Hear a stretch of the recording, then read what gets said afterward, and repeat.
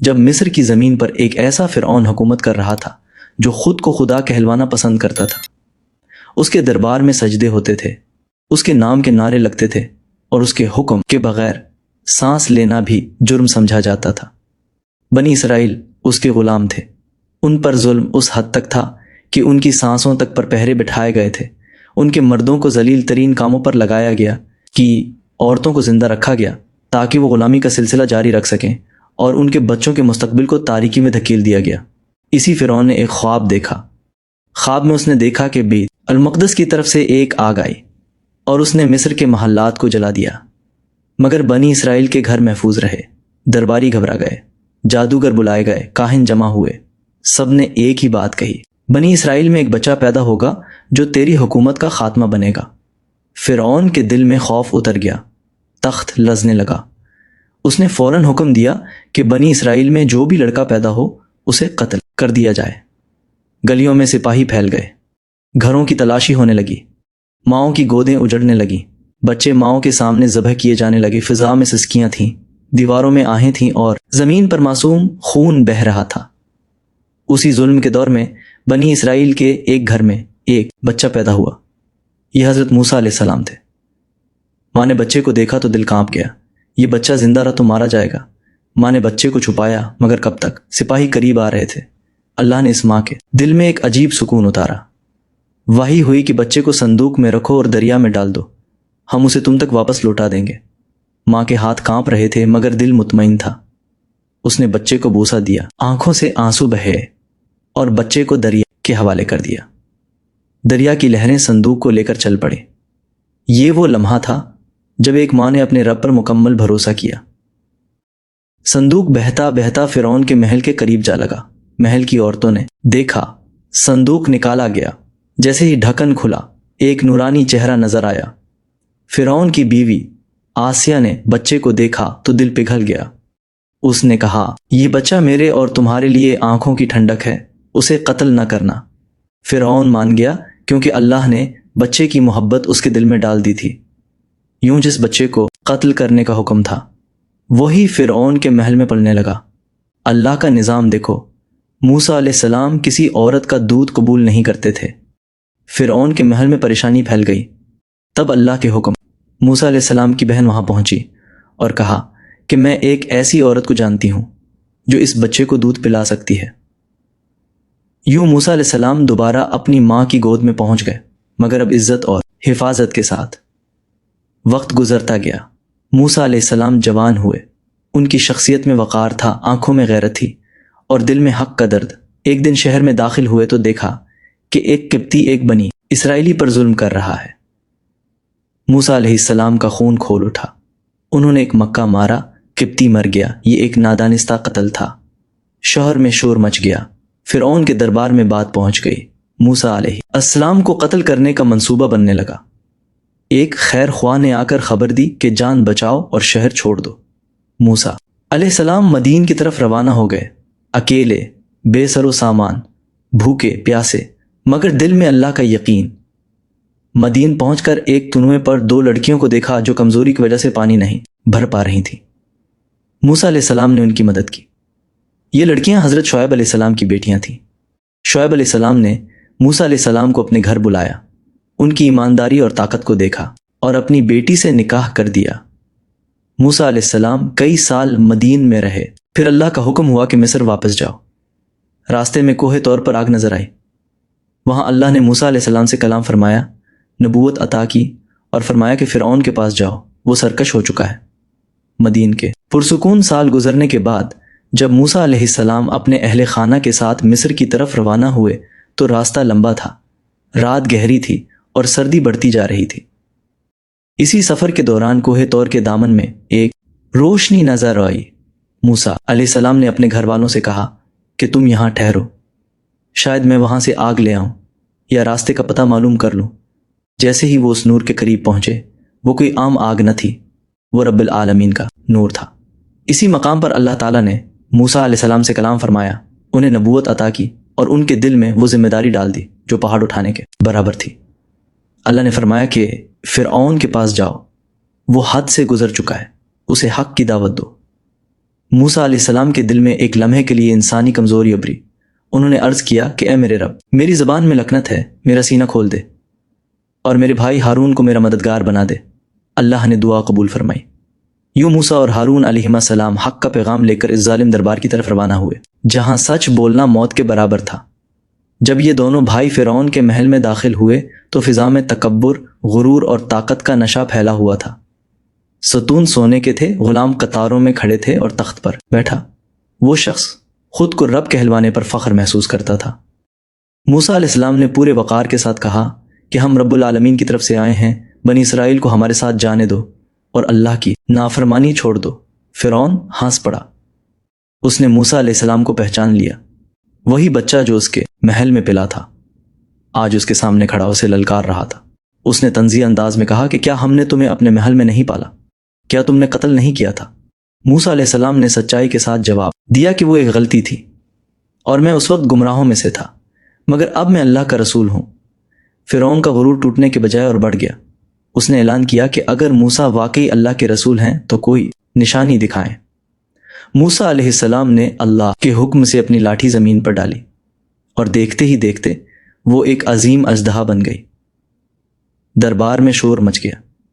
پھر انہوں نے اپنا ہاتھ بغل میں ڈالا اور نکالا تو وہ سورج کی طرح چمک رہا تھا۔ یہ واضح معجزے تھے، مگر فرعون کا دل پتھر بن چکا تھا۔ اس نے کہا کہ یہ سب جادو ہے، اور اس نے اپنے ملک بھر سے بڑے بڑے جادوگروں کو جمع کرنے کا اعلان کیا۔ ایک مقررہ دن رکھا گیا، پورا شہر جمع ہوا تاکہ فیصلہ ہو جائے کہ حق کس کے ساتھ ہے۔ جادوگر آئے، رسیاں ڈالیں، لاٹھیاں پھینکیں اور لوگوں کی آنکھوں پر جادو کر دیا۔ یوں لگنے لگا جیسے زمین پر سانپ رنگ رہے ہوں۔ موسیٰ علیہ السلام نے اللہ کے حکم سے اپنی لاٹھی پھینکی اور وہ تمام جھوٹے سانپوں کو نگل گئی۔ لمحے بھر میں میدان صاف ہو گیا۔ جادوگر سمجھ گئے کہ یہ جادو نہیں، یہ رب کی قدرت ہے۔ وہ سب کے سب سجدے میں گر گئے اور اعلان کیا کہ ہم موسیٰ اور ہارون کے رب پر ایمان لے آئے۔ یہ منظر فرعون کے لیے ناقابل برداشت تھا۔ اس کا غرور خاک میں مل گیا۔ اس نے چیخ کر کہا کہ تم نے میری اجازت کے بغیر ایمان کیسے لایا؟ میں تمہارے ہاتھ پاؤں کاٹ دوں گا، تمہیں سولی پر چڑھا دوں گا۔ مگر جادوگر اب خوف سے آزاد ہو چکے تھے۔ انہوں نے کہا کہ ہم اپنے رب کی طرف لوٹنے والے ہیں، تو جو چاہے کر لے۔ یہ وہ لمحہ تھا جب حق کی جیت واضح ہو چکی تھی، مگر فرعون نے ضد کی انتہا کر دی۔ اس نے بنی اسرائیل پر ظلم اور بڑھا دیا۔ ان کے لیے زندگی مزید مشکل بنا دی گئی۔ موسیٰ علیہ السلام نے صبر کی تلقین کی، مگر قوم کمزور تھی۔ وہ بار بار شکایت کرتی، ڈر جاتی اور پیچھے ہٹنے لگتی۔ اللہ کی طرف سے فرعون پر نشانیاں آنے لگیں۔ قحط پڑا، فصلیں تباہ ہوئیں، پانی کم ہو گیا۔ جب بھی کوئی عذاب آتا، فرعون وعدہ کرتا کہ ایمان لے آئے گا، بنی اسرائیل کو چھوڑ دے گا، مگر جیسے ہی مصیبت ہٹتی وہ پھر مکر جاتا۔ یہ ایک ایسا سلسلہ تھا جو اس کے انجام کی طرف بڑھ رہا تھا۔ موسیٰ علیہ السلام دن رات اپنی قوم کو سمجھاتے، اللہ پر یقین دلاتے، مگر فرعون کا دل بند ہو چکا تھا۔ اس کے دربار میں مشورے ہونے لگے کہ موسیٰ کو کیسے ختم کیا جائے، مگر اللہ کا فیصلہ کچھ اور تھا۔ وہ وقت قریب آ رہا تھا جب سمندر راستہ دے گا اور ظلم ہمیشہ کے لیے ڈوب جائے گا۔ یہاں سے کہانی ایک نئے موڑ کی طرف بڑھتی ہے، جہاں بنی اسرائیل کو راتوں رات نکلنے کا حکم ملے گا اور تاریخ کا سب سے بڑا معجزہ ان کے سامنے ظاہر ہوگا۔ وقت گزرتا رہا، فرعون کی ضد بڑھتی گئی اور بنی اسرائیل کی آزمائشیں بھی سخت ہوتی چلی گئیں۔ آخرکار اللہ تعالیٰ کی طرف سے موسیٰ علیہ السلام کو حکم ہوا کہ بنی اسرائیل کو رات کے وقت مصر سے نکال لو۔ یہ ایک خاموش ہجرت تھی، نہ ڈھول نہ اعلان، بس دلوں میں امید اور خوف کا عجیب امتزاج۔ لوگ اندھیرے میں اپنے گھروں سے نکلے، بچوں کو گود میں اٹھایا، چند ضروری چیزیں ساتھ لیں اور اس یقین کے ساتھ چل پڑے کہ اللہ ان کا محافظ ہے۔ جب صبح ہوئی تو فرعون کو خبر ملی کہ بنی اسرائیل شہر چھوڑ چکے ہیں۔ اس کے غرور کو یہ بات برداشت نہ ہوئی۔ اس نے فوراً لشکر جمع کرنے کا حکم دیا۔ گھوڑے دوڑے، رتھ نکلے، تلواریں چمکیں۔ فرعون خود لشکر کی قیادت کرتے ہوئے بنی اسرائیل کے تعاقب میں نکل پڑا۔ اس کے دل میں یہ خیال تھا کہ آج وہ ان سب کو سبق سکھائے گا اور اپنے اقتدار کو ہمیشہ کے لیے محفوظ کر لے گا۔ ادھر بنی اسرائیل تیزی سے چلتے ہوئے سمندر کے کنارے پہنچ گئے۔ سامنے نیلا سمندر تھا، پیچھے فرعون کا لشکر، دائیں بائیں پہاڑ۔ یہ وہ لمحہ تھا جب بنی اسرائیل کے حوصلے ٹوٹنے لگے۔ انہوں نے موسیٰ علیہ السلام سے کہا کہ اب تو ہم پکڑے گئے، ہمارے سامنے کوئی راستہ نہیں بچا۔ یہ الفاظ خوف سے نکلے تھے، ایمان کی کمزوری سے۔ موسیٰ علیہ السلام پورے یقین اور سکون کے ساتھ بولے کہ ہرگز نہیں، میرا رب میرے ساتھ ہے، وہ مجھے راستہ دکھائے گا۔ اسی لمحے اللہ تعالیٰ کا حکم آیا کہ اپنی لاٹھی سمندر پر مارو۔ موسیٰ علیہ السلام نے لاٹھی پانی پر ماری اور وہ منظر ظاہر ہوا جسے آج تک انسان حیرت سے دیکھتا اور سنتا ہے۔ سمندر پھٹ گیا، پانی دیواروں کی طرح کھڑا ہو گیا، درمیان میں خشک راستہ بن گیا۔ دونوں طرف پانی پہاڑوں کی مانند تھا اور درمیان میں زمین ہموار ہو چکی تھی۔ بنی اسرائیل خوف اور حیرت کے عالم میں اس راستے پر چل پڑے۔ مائیں بچوں کو مضبوطی سے تھامے ہوئے تھی، بوڑھے آہستہ آہستہ قدم رکھ رہے تھے، اور ہر دل میں ایک ہی دعا تھی کہ یہ معجزہ مکمل ہو۔ جب بنی اسرائیل سمندر پار کر چکے تو فرعون اپنے لشکر کے ساتھ اس راستے میں داخل ہو گیا۔ اس کے غرور نے اسے اندھا کر دیا تھا۔ وہ یہ سمجھ بیٹھا کہ یہ بھی کوئی جادو ہے جسے وہ عبور کر لے گا۔ جیسے ہی اس کا لشکر درمیان میں پہنچا، اللہ کا حکم ہوا اور سمندر اپنی اصل حالت میں لوٹ آیا۔ پانی کے پہاڑ ٹوٹ کر گرے، شور اٹھا، چیخیں بلند ہوئیں، گھوڑے بدک گئے، رتھ الٹ گئے۔ فرعون کا لشکر ایک ایک کر کے ڈوبنے لگا۔ خود فرعون بھی پانی کی موجوں میں گھر گیا۔ اسی لمحے اس نے پکار کر کہا کہ میں ایمان لے آیا کہ بنی اسرائیل کے رب کے سوا کوئی معبود نہیں، مگر یہ ایمان وقت ختم ہونے کے بعد کا تھا۔ اللہ نے فرمایا کہ اب جب تو نے ساری عمر سرکشی کی، فرعون غرق ہو گیا، اس کا لشکر تباہ ہو گیا، اور وہ طاقت جو خود کو خدا سمجھتی تھی پانی کے چند لمحوں میں ختم ہو گئی۔ اللہ نے فرعون کے جسم کو محفوظ رکھا تاکہ آنے والی نسلوں کے لیے عبرت بن جائے۔ ادھر بنی اسرائیل سمندر کے پار کھڑے یہ منظر دیکھ رہے تھے۔ آنکھوں میں آنسو تھے، دل میں سکون تھا، اور زبان پر شکر کے کلمات۔ موسیٰ علیہ السلام نے اپنی قوم کو اللہ کی نعمتیں یاد دلائیں، مگر انسان کی فطرت کمزور ہوتی ہے۔ تھوڑی ہی دیر میں انہوں نے ایک ایسی قوم کو دیکھا جو بتوں کی پوجا کر رہی تھی، تو کہنے لگے کہ اے موسیٰ، ہمارے لیے بھی ایک معبود بنا دو۔ یہ وہ لمحہ تھا جب نجات کے فوراً بعد آزمائش کا نیا دروازہ کھلا۔ موسیٰ علیہ السلام نے سختی سے انہیں روکا، مگر بنی اسرائیل کی نافرمانی کی تاریخ ابھی ختم نہیں ہوئی تھی۔ آگے چل کر کوہ طور 40 راتیں اور سنہری بچھڑے کا فتنہ ان کا انتظار کر رہا تھا۔ یہاں سے کہانی ایک اور اہم مرحلے میں داخل ہوتی ہے، جہاں ایمان، صبر اور آزمائشیں ایک نئی شکل میں سامنے آئیں گی۔ سمندر پار کرنے کے بعد بنی اسرائیل نے کچھ وقت کے لیے سکون کا سانس لیا۔ غلامی کی زنجیریں ٹوٹ چکی تھیں، فرعون کا خوف ختم ہو چکا تھا، مگر آزادی کے ساتھ ذمہ داری بھی آتی ہے، اور یہی وہ چیز تھی جس کے لیے یہ قوم ابھی تیار نہ تھی۔ موسیٰ علیہ السلام نے اللہ کے حکم سے بنی اسرائیل کو بتایا کہ انہیں کوہ طور کی طرف جانا ہے، جہاں اللہ تعالیٰ ان سے برا ہے راست کلام فرمائے گا اور انہیں ہدایت عطا کرے گا۔ موسیٰ علیہ السلام کو 40 راتوں کے لیے کوہ طور پر بلایا گیا۔ روانگی سے پہلے انہوں نے اپنے بھائی ہارون علیہ السلام کو قوم کا نگہبان مقرر کیا اور سختی سے ہدایت دی کہ قوم کو حق پر قائم رکھنا، شرک سے بچانا اور اتحاد کو ٹوٹنے نہ دینا۔ ہارون علیہ السلام نے ذمہ داری قبول کی، مگر وہ جانتے تھے کہ بنی اسرائیل کا مزاج کمزور ہے اور آزمائش آسان نہیں ہوگی۔ جیسے ہی موسیٰ علیہ السلام کوہ طور پر پہنچے، اللہ تعالیٰ نے ان سے کلام فرمایا، انہیں احکام عطا کیے، اور وہ تختیاں دیں جن میں شریعت لکھی ہوئی تھی۔ ادھر نیچے میدان میں نیا فتنہ جنم لے رہا تھا۔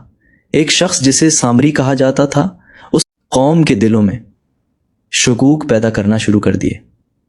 اس نے لوگوں سے کہا کہ موسیٰ تو ہمیں چھوڑ کر چلے گئے ہیں، ہمیں کسی ایسی چیز کی ضرورت ہے جو ہماری آنکھوں کے سامنے ہو، جسے ہم دیکھ سکیں، جس کے گرد ہم جمع ہو سکیں۔ سامری نے لوگوں سے ان کے سونے کے زیورات جمع کیے، عورتوں کے کنگن، ہار، کانوں کی بالیاں، سب اکٹھا کیا گیا۔ اس سونے کو پگھلا کر اس نے ایک بچڑے کی شکل بنائی اور اس میں ایسا نظام بنایا کہ جب ہوا گزرتی تو اس سے آواز نکلتی جیسے وہ بول رہا ہو۔ بنی اسرائیل کے دلوں میں وہ پرانا مصری اثر ابھی باقی تھا، جہاں بتوں کی پوجا عام تھی۔ دیکھتے ہی دیکھتے وہ اس بچھڑے کے گرد جمع ہو گئے۔ ہارون علیہ السلام نے پوری کوشش کی کہ قوم کو روکا جائے۔ انہوں نے کہا کہ یہ تو محض آزمائش ہے، تمہارا رب تو وہ ہے جس نے تمہیں سمندر سے گزارا۔ مگر قوم نے بات نہ مانی۔ کچھ لوگ رک گئے، مگر اکثریت بچھڑے کے سامنے جھک گئی۔ ہارون علیہ السلام کے پاس اتنی طاقت نہ تھی کہ وہ زبردستی انہیں روک سکتے، اور انہیں یہ خوف بھی تھا کہ کہیں قوم ٹکڑوں میں نہ بٹ جائے۔ جب موسیٰ علیہ السلام 40 راتوں کے بعد واپس لوٹے تو انہوں نے وہ منظر دیکھا جس نے ان کے دل کو زخمی کر دیا۔ وہ قوم جسے ابھی ابھی نجات ملی تھی ایک بے جان بچھڑے کے سامنے جھکی ہوئی تھی۔ موسیٰ علیہ السلام غصے اور غم کے عالم میں تھے۔ انہوں نے تختیاں رکھ دیں اپنے بھائی کو پکڑ لیا، مگر ہارون علیہ السلام نے ساری حقیقت بیان کر دی۔ موسیٰ علیہ السلام کو سمجھ آ گیا کہ اصل مجرم سامری ہے۔ انہوں نے سامری سے سوال کیا تو اس نے تکبر سے جواب دیا کہ میں نے وہ دیکھا جو دوسروں نے نہیں دیکھا۔ موسیٰ علیہ السلام نے اللہ کے حکم سے اسے سزا دی اور اس بچھڑے کو جلا کر راکھ بنا دیا، پھر اس راکھ کو سمندر میں بہا دیا۔ قوم کو احساس ہوا کہ انہوں نے کتنی بڑی غلطی کی ہے۔ اللہ کی طرف سے حکم آیا کہ اس عظیم گناہ کی توبہ آسان نہیں ہوگی۔ بنی اسرائیل کو سچی توبہ کرنی ہوگی، ندامت دکھانی ہوگی اور اللہ کی طرف پلٹنا ہوگا۔ یہ لمحہ ان کے لیے بہت سخت تھا، مگر اسی میں ان کی اصلاح تھی۔ موسیٰ علیہ السلام نے اپنی قوم کو صبر، شکر اور اطاعت کا درس دیا۔ انہوں نے بتایا کہ ایمان صرف معجزے دیکھنے کا نام نہیں، بلکہ دل کی ثابت قدمی کا نام ہے۔ اللہ نے ان کی توبہ قبول فرمائی، مگر ساتھ ہی یہ واضح کر دیا کہ نافرمانی کے نتائج ہوتے ہیں۔ یہ واقعہ بنی اسرائیل کے لیے ایک واضح سبق تھا، مگر ان کی آزمائشیں ابھی ختم نہیں ہوئی تھیں۔ آگے انہیں صحرا کی زندگی، من و سلوہ، پتھر سے چشمے اور نئی نافرمانیاں درپیش آنے والی تھیں۔ یہاں سے کہانی اور طویل مرحلے میں داخل ہوتی ہے، جہاں ہر نعمت کے ساتھ ایک امتحان ہوگا اور ہر امتحان کے ساتھ صبر کا تقاضا۔ سنہری بچھڑے کے فتنے کے بعد بنی اسرائیل نے ایک نئی زندگی کا آغاز کیا، مگر یہ زندگی آرام دہ شہروں کی نہیں تھی بلکہ کھلے صحرا کی تھی۔ چاروں طرف ریت، تپتی دھوپ اور دور تک پھیلی ویرانی۔ یہ وہ جگہ تھی جہاں انسان کے دل کا حال کھل کر سامنے آتا ہے۔ موسیٰ علیہ السلام اپنی قوم کے ساتھ صحرائے سینا میں مقیم ہو گئے۔ یہاں نہ کھیت تھے، نہ بازار، نہ ذخیرہ، مگر اللہ کی رحمت ہر لمحہ ان کے ساتھ تھی۔ دن کی تپش سے بچانے کے لیے اللہ نے بادلوں کا سایہ عطا کیا۔ بھوک لگی تو آسمان سے من نازل ہوا جو میٹھا اور لذیذ تھا، اور پرندے سلوہ اتارے گئے تاکہ گوشت میسر آئے۔ یہ نعمتیں روزانہ آتے ہر دن کے لیے کافی ہوتے، مگر حکم تھا کہ انہیں ذخیرہ نہ کرو۔ اللہ سکھانا چاہتا تھا کہ رزق دینے والا وہی ہے اور کل کا بھروسہ بھی اسی پر ہونا چاہیے، مگر بنی اسرائیل کا مزاج بدلنے میں وقت لگتا ہے۔ کچھ لوگ روز کا رزق دیکھ کر مطمئن نہ ہوتے، وہ کل کی فکر میں زیادہ جمع کرنے لگے، اور نتیجہ یہ ہوا کہ وہ نعمت خراب ہو جاتی۔ پھر وہ شکایت کرتے کہ رزق ٹھیک نہیں رہا۔ موسیٰ علیہ السلام انہیں سمجھاتے کہ یہ تمہاری نافرمانی کا نتیجہ ہے، مگر شکوے کم نہ ہوتے۔ پھر پانی کا مسئلہ پیدا ہوا۔ صحرا میں پیاس جان لیوا ہوتی ہے۔ قوم نے موسیٰ علیہ السلام سے فریاد کی۔ اللہ کا حکم آیا کہ اپنی لاٹھی ایک خاص پتھر پر مارو۔ جیسے ہی لاٹھی لگی، اس پتھر سے 12 چشمے پھوٹ پڑے۔ ہر قبیلے کے لیے ایک چشمہ مقرر کر دیا گیا۔ پانی بہنے لگا، لوگ سیراب ہونے لگے، مگر حیرت کے بجائے عادت نے جگہ لے لی۔ کچھ ہی عرصے بعد وہی قوم جسے آسمان سے رزق مل رہا تھا کہنے لگی کہ ہمیں ایک ہی کھانے سے اکتاہٹ ہو گئی ہے۔ ہمیں زمین کی سبزیاں چاہیے، پیاز، لہسن، ڈالیں اور سب کچھ جو ہم مصر میں کھاتے تھے۔ موسیٰ علیہ السلام نے افسوس سے کہا کہ کیا تم اس بہتر چیز کو چھوڑ کر کمتر چیز مانگ رہے؟ کیا تم دوبارہ غلامی کی زندگی چاہتے ہو؟ یہ ناشکری صرف زبان تک محدود نہ رہی بلکہ عمل میں بھی ظاہر ہونے لگی۔ سبت کے دن کی آزمائش آئی۔ اللہ نے حکم دیا کہ ہفتے کے ایک خاص دن شکار نہ کیا جائے، مگر بنی اسرائیل نے چالاکی کی۔ وہ جال پہلے لگا دیتے، مچھلیاں خود پھنس جاتی اور پھر کہتے کہ ہم نے تو سبت کے دن شکار نہیں کیا۔ یہ نافرمانی اللہ کے حکم سے کھیلنے کے مترادف تھی۔ موسیٰ علیہ السلام بار بار اپنی قوم کو تنبیہ کرتے، اللہ کے وعدے یاد دلاتے، مگر ان کے دل سخت ہوتے جا رہے تھے۔ وہ ہر حکم پر سوال کرتے، ہر بات پر بحث کرتے اور اطاعت کے بجائے تعویل تلاش کرتے۔ اللہ کی نعمتیں ان پر برس رہی تھیں، مگر شکر کم اور شکایت زیادہ تھی۔ ان آزمائشوں کے دوران موسیٰ علیہ السلام کا صبر بے مثال تھا۔ وہ اپنی قوم کے لیے دعا کرتے، ان کی غلطیوں پر استغفار کرتے اور اللہ سے رحم کی درخواست کرتے۔ اللہ بھی مہلت دیتا رہا، اصلاح کے مواقع دیتا رہا، مگر یہ واضح کرتا گیا کہ نافرمانی کا انجام اچھا نہیں ہوتا۔ یہی وہ دور تھا جب بنی اسرائیل کو ایک نئے حکم کے لیے تیار کیا جا رہا تھا، ایک ایسی ذمہ داری کے لیے جس میں ان کی جرات، ایمان اور اطاعت کا امتحان ہونا تھا۔ وہ حکم تھا مقدس سرزمین میں داخل ہونے کا، جہاں انہیں ظالم قوم سے مقابلہ کرنا تھا۔ یہاں سے کہانی ایک فیصلہ کن مرحلے میں داخل ہوتی ہے۔ جہاں خوف اور ایمان آمنے سامنے ہوں گے اور ایک پوری نسل کے مستقبل کا فیصلہ ہوگا۔ وقت آگے بڑھ رہا تھا، بنی اسرائیل صحرا میں مضبوط ہو چکے تھے، مگر خوف ان کے دلوں میں گھر کر گیا تھا۔ اللہ تعالیٰ نے موسیٰ علیہ السلام کو حکم دیا کہ اب مقدس سرزمین میں داخل ہونے کا وقت آ گیا ہے، وہ سرزمین جسے اللہ نے اپنے منتخب لوگوں کے لیے معین کیا تھا۔ یہ سرزمین دشمنوں سے بھری ہوئی تھی، مضبوط قلعے، لشکر اور طاقتور قبائل، مگر وعدہ اللہ کا تھا کہ اگر ایمان اور اطاعت کے ساتھ قدم بڑھاؤ تو فتح یقینی ہے۔ موسیٰ علیہ السلام نے اپنی قوم کو بتایا کہ اللہ نے انہیں یہ زمین دی ہے، مگر شرط یہ ہے کہ خوف اور نافرمانی دل سے نکال دو۔ مگر قوم کی نفسیات بدل چکی تھی، وہ دیکھ رہے تھے مضبوط دشمن، بڑے قلعے اور کبھی نہ ختم ہونے والی فوجیں۔ ان کے دل میں وہی مصر کا خوف دوبارہ جاگ اٹھا۔ کچھ لوگوں نے کہا کہ ہم تو وہاں داخل نہیں ہوں گے، ہم چھوٹے ہیں، طاقت نہیں رکھتے۔ ان کے لہجے میں شک، خوف اور مایوسی تھی۔ موسیٰ علیہ السلام نے دلائل دیے، یاد دلایا کہ اللہ نے سمندر پھوڑا، من و سلوہ نازل کی، چشمے کھولے اور ہر آزمائش میں انہیں محفوظ رکھا، مگر یہ باتیں ان کے خوف کو ختم نہ کر سکیں۔ قوم نے شور مچایا، آوازیں بلند کیں اور آخرکار کہا کہ ہم واپس مصر جانے کو ترجیح دیتے ہیں۔ وہ زندگی جو غلامی کے برابر تھی اب ہمیں زیادہ محفوظ لگتی تھی۔ اللہ تعالیٰ نے موسیٰ علیہ السلام کو بتایا کہ یہ قوم اب قابل اصلاح نہیں رہی، ان کا خوف اور نافرمانی انہیں سزا کی طرف لے جائے گی۔ 40 سال کے لیے صحرا میں بھٹکنا ان کا مقدر ہو گیا تاکہ ہر نسل ختم ہو جائے اور نئی نسل تیار ہو جو ایمان اور اطاعت میں مضبوط ہو۔ یہ فیصلہ سخت تھا، مگر اللہ کا نظام ہمیشہ حکمت سے بھرا ہوا ہوتا ہے۔ موسیٰ علیہ السلام نے قوم کو صبر اور تقوی کی تلقین کی، مگر وہ اپنے دل میں غم رکھتے تھے۔ وہ جانتے تھے کہ ایک پوری نسل کو یہ سبق دینا ضروری ہے کہ اللہ کی رحمت ہمیشہ ہے، مگر نافرمانی کے نتائج بھی واضح ہیں۔ وہ 40 سال صحرا میں رہ کر اپنی قوم کو تربیت دیتے رہے، ہر نعمت کے ساتھ ایک سبق، ہر آزمائش کے ساتھ صبر کا درس۔ ان 40 سالوں میں بنی اسرائیل نے بارہا اللہ کے احکام کو توڑا، بار بار ناشکری کی، مگر موسیٰ علیہ السلام نے انہیں ہمت دی۔ ان کے دل میں امید کی روشنی تھی اور وہ قوم کے لیے دعا کرتے رہے کہ اللہ انہیں سیدھے راستے پر لے آئے۔ ہر قدم، ہر دن ایک امتحان تھا، اور ہر امتحان کے ساتھ قوم کو یہ سمجھنا تھا کہ اللہ کا وعدہ سچ ہے، مگر صرف ایمان اور اطاعت کے ساتھ۔ موسیٰ علیہ السلام کے لیے یہ 40 سال صبر اور دعا کا وقت تھا۔ وہ پہاڑوں پر عبادت کرتے، اللہ سے رہنمائی مانگتے اور قوم کی اصلاح کے لیے حکمت کے ساتھ کام کرتے۔ ان کی مثال یہ دکھاتی ہے کہ قیادت صرف حکم دینے کا نام نہیں، بلکہ صبر، ہمدردی اور مسلسل رہنمائی کا نام ہے۔ یہ 40 سال صحرا میں بھٹکنے کا عرصہ آخرکار اپنی منزل تک پہنچا اور نئی نسل تیار ہوئی۔ وہ نسل جو خوف کے بغیر ایمان کے ساتھ مقدس سرزمین میں داخل ہوئی، اللہ کے وعدے پر یقین رکھتی تھی اور جس کے دلوں میں حق کے لیے قربانی کا جذبہ موجود تھا۔ موسیٰ علیہ السلام نے انہیں وہ سبق سکھایا جو نسلوں کے لیے مشال راہ بن گیا۔ خوف کو ایمان سے بدلنا، نافرمانی کی سزا کو سبق سمجھنا اور ہر نعمت کے ساتھ شکر ادا کرنا۔